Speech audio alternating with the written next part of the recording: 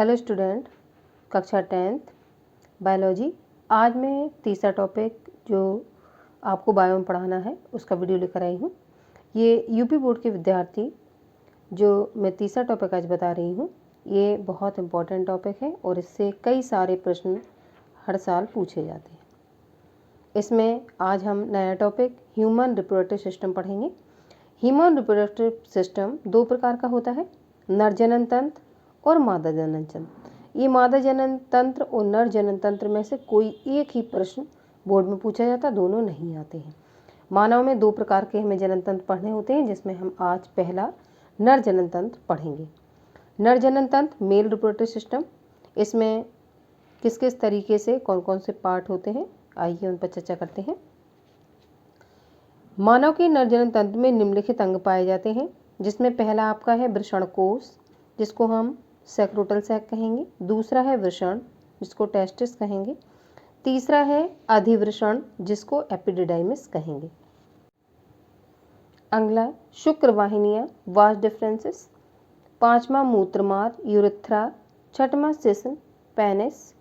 सातवां सहायक जनन ग्रंथियाँ एसेसरी सेक्स ग्लैंड्स, जिसमें पहली शुक्राशय, दूसरी प्रोस्टेट ग्रंथियाँ, तीसरी काउपर की ग्रंथियाँ, जिसी को हम बल्बो यूरेथ्रल भी कहते हैं। तो इतने सारे आपके नर जनन तंत्र में पार्ट होते हैं जिनको हमें पढ़ना है, और चित्र के माध्यम से भी हमें समझना है कि किस पार्ट में क्या चीज़ है और कौन से हार्मोन रिलीज ये पार्ट करते हैं। आइए थ्योरी देखते हैं। पहला वृषण कोश, जिसको सेक्रोटल सैक कहेंगे। वृषण कोश त्वचा का बना हुआ थैलेनुमा कोश है। पुरुषों में एक जोड़ी वृषण उदर गुहा में बाहर सिस्म के पास वृषण कोश में सुरक्षित पाए जाते हैं। अगर आपको इतना सारा नहीं याद हो सकता तो आप इतना ले सकते हैं जितना मैंने अंडरलाइन किया हुआ है। वृषण कोश त्वचा का बना हुआ थैलेनुमा कोश है। पुरुषों में एक जोड़ी वृषण कोश में सुरक्षित पाए जाते हैं। क्या? वृषण। पुरुषों में एक जोड़ी वृषण कोश में सुरक्षित पाए जाते हैं। इतना अंडरलाइन जितना मैंने किया उतना आप तैयार कर सकते हैं। दूसरी हेडिंग आप लोगों की है वृषण टेस्टिस। नर में लगभग 4 से 5 सेंटीमीटर लंबे, 2.5 सेंटीमीटर मोटे तथा 20 से 25 ग्राम भार वाले। आइए चित्र से समझने का प्रयास करते हैं। पहले सबसे पहले मैंने आपको नर जनन तंत्र में संरचना में वृषण कोश बताया, जिसको हम सेक्रोटल सैक कहेंगे। ये वृषण कोश थैले का बना हुआ या थैले के समान एक संरचना होती है, जो ये आपको दिखाई दे रही है। इसी में वृषण एक जोड़ी पाए जाते हैं। तो ये नर जनन तंत्र का पहला पार्ट मैंने आपको बताया, वृषण कोश। वृषण कोश में ही आपके वृषण एक जोड़ी इसी में पाए जाते हैं। जो वृषणों से हार्मोन निकलता है उसका नाम टेस्टोस्टेरोन है, इसको मैंने कल आपको बताया था। फिर दूसरा आपका जो पार्ट होता है वो वृषण होता है। वृषण इसी वृषण कोश के अंदर एक जोड़ी पाए जाते हैं, जो 4 से 5 सेंटीमीटर लंबे होते हैं तथा 2.5 सेंटीमीटर मोटे होते हैं, और लगभग इनका भार 20 से 25 ग्राम लगभग होता है। अगला जो तीसरा आपका पार्ट रहेगा उसको हम अधिवृषण या एपिडिडाइमिस कहते हैं। ये तीसरा पार्ट है। पहला आपका वृषण कोश रहेगा जो थैले के समान संरचना होगी। इसी के अंदर एक जोड़ी वृषण पाए जाएंगे, और एक जोड़ी वृषण ये क्या करते हैं, टेस्टोस्टेरोन हार्मोन का रिसाव करते हैं। फिर तीसरा आपका इसी वृषण कोश के अंदर अधिवृषण एक संरचना पाई जाती है, जिसको इंग्लिश में हम एपिडिडाइमिस कहते हैं। और एपिडिडाइमिस यह लगभग 6 सेंटीमीटर लंबी रचना होती है या संरचना होती है। इसमें शुक्राणुओं का इस भाग में परिपक्वन होता है। यह वृषण से चिपकी हुई एक कुंडलित नलिका होती है। अगला पार्ट आपका चौथा जो है वो आपका शुक्रवाहिनी है, जैसा कि ये मैंने दर्शाया हुआ है। शुक्रवाहिनी ये आपकी एपिडिडाइमिस के पीछे से होती हुई मूत्राशय मार्ग को कवर करती हुई इस तरीके से संरचना निकलती है।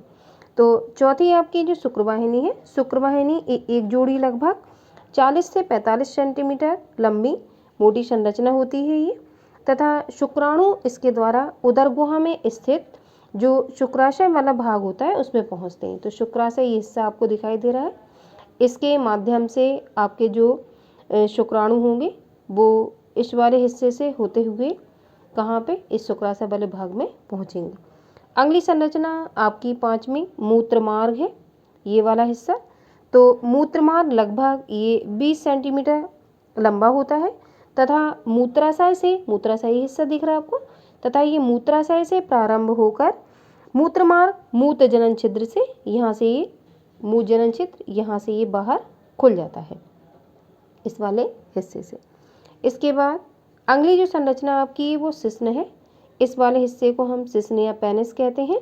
ये बेलनाकार पेशीय मैथुनांग होता है तथा ये मैथुन क्रिया में सहायता करता है। इसके बाद आपकी सहायक जनन ग्रंथियाँ आएंगी जो एक्सेसरी सेक्स ग्लैंड के नाम से जानी जाती हैं। सहायक ग्रंथियाँ नर में 3 पाई जाती हैं। पहला आपका शुक्राशय, दूसरा आपका प्रोस्टेट ग्लैंड, ये मैंने लिखा हुआ है, और तीसरा आपका है काउपर ग्लैंड।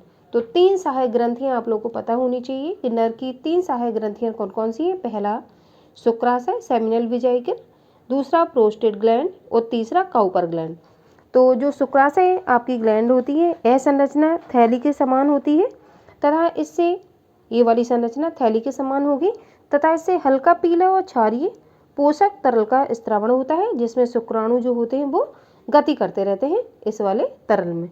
अगली आपकी प्रोस्टेट ग्लैंड ये मूत्राशय के नीचे लगी हुई संरचना आपको दिख रही होगी। तो ये प्रोस्टेट ग्लैंड होती है, ये मूत्रमार्ग के आधारीय भाग से लगी हुई रहती है और यह ग्रंथि श्वेत एवं हल्के अम्लीय तरल का स्त्रावण करती है। इसी के नीचे इस वाले हिस्से में ये आपकी एक जोड़ी काउपर ग्रंथियाँ पाई जाती हैं जिनको हम बल्बो यूरेथ्रा के नाम से भी जानते हैं। काउपर ग्लैंड एक प्रोस्टेट ग्लैंड के नीचे स्थित छोटी अंडाकार संरचना होती है तथा गाढ़े व पारदर्शी चिपचिपे क्षारीय द्रव का ये स्त्रावण करती हैं। तो इस तरीके से संरचना हमने समझी और ये नरजनन तंत्र में पाए जाने वाले पार्ट हैं जो आपको क्रम से याद रहने चाहिए। मैं फिर से एक बार रिपीट करती हूँ। सबसे पहले अगर आप क्रम से याद रखेंगे तो आपको रटना नहीं पड़ेगा। पहला जो हिस्सा आपका है वो वृषणकोश है। ये वृषणकोश थैले के समान आकृति की संरचना होती है। दूसरा, वृषणकोश के अंदर एक जोड़ी वृषण पाए जाते हैं जो टेस्टोस्टेरोन हार्मोन का रिसाव करते हैं। वृषण, ये वृषणकोश के अंदर एक जोड़ी वृषण पाए जाते हैं, टेस्टोस्टेरोन हार्मोन का रिसाव करते हैं। वृषणकोश के अंदर ये कौमे की संरचना के आकार की जो संरचना होती है जिसको हम अधिवृषण कहते हैं और ये जो अधिवृषण है आपकी 6 मीटर लंबी आपकी संरचना होती है। इसी अधिवृषण से होती हुई जो शुक्रवाहिनी है मूत्राशय के पीछे से निकलती है और ये शुक्राणु जो होते हैं उसको शुक्राशय में पहुंचाने का ही कार्य करती है।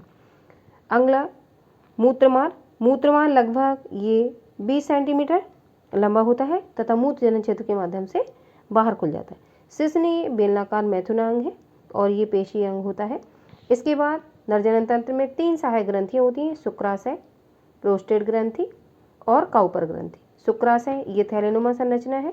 प्रोस्टेट ग्लैंड ये मूत्राशय के नीचे एक जोड़ी संरचनाएं पाई जाती है, इसको प्रोस्टेट ग्लैंड कहते हैं और इसी प्रोस्टेट ग्लैंड के ठीक नीचे आपकी काउपर ग्रंथियाँ पाई जाती हैं, वो भी एक जोड़ी होती हैं। प्रोस्टेट ग्लैंड से और आपकी जो शुक्राशय है, प्रोस्टेट ग्लैंड से अम्लीय द्रव निकलता है और शुक्राशय से आपका क्षारीय द्रव निकलता है और काउपर ग्रंथियों से भी आपका क्षारीय द्रव निकलता है और ये पारदर्शी और चिपचिपा होता है। गुलाबी रंग के 2 अंडाकार वृषण होते हैं। वृषण से नर हार्मोन टेस्टोस्टेरोन का स्त्रावण भी होता है। ये इंपॉर्टेंट फैक्ट है, इसको आप याद रखेंगे।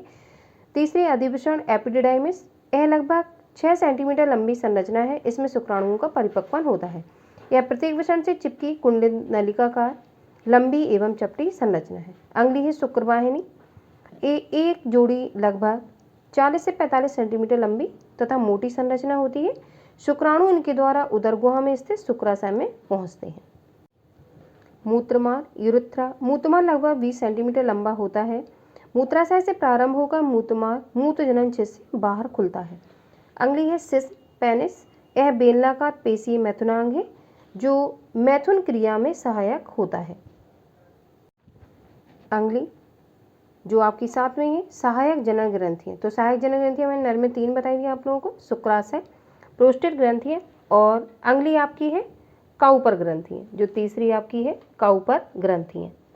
तो पहली देखेंगे शुक्राशय, यह थैलीनुमा संरचना होती है। इसके द्वारा हल्का पीला क्षारीय पोषक तरल का स्त्रावण होता है जिसमें शुक्राणु गति करते हैं।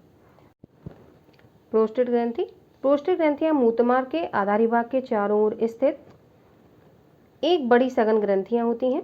यह ग्रंथि श्वेत एवं हल्के अम्लीय तरल का स्त्रावण करती है। अगला काउपर ग्रंथि है, जिनका दूसरा नाम है बल्बोयूरेथ्रल, मैंने लिखा हुआ है। ये प्रोस्टेट ग्रंथि के नीचे स्थित छोटी एवं अंडाकार संरचना होती है। एक गाढ़े पारदर्शी तथा चिपचिपे क्षारीय द्रव का स्त्रावण मूत्र मार्ग में करती है। तो ये लॉन्ग क्वेश्चन आप लोगों का पूरा मैंने फिनिश कर दिया और चित्र के माध्यम से मैंने समझाने का प्रयास किया। आई होप आप लोगों को वीडियो समझ में आया होगा।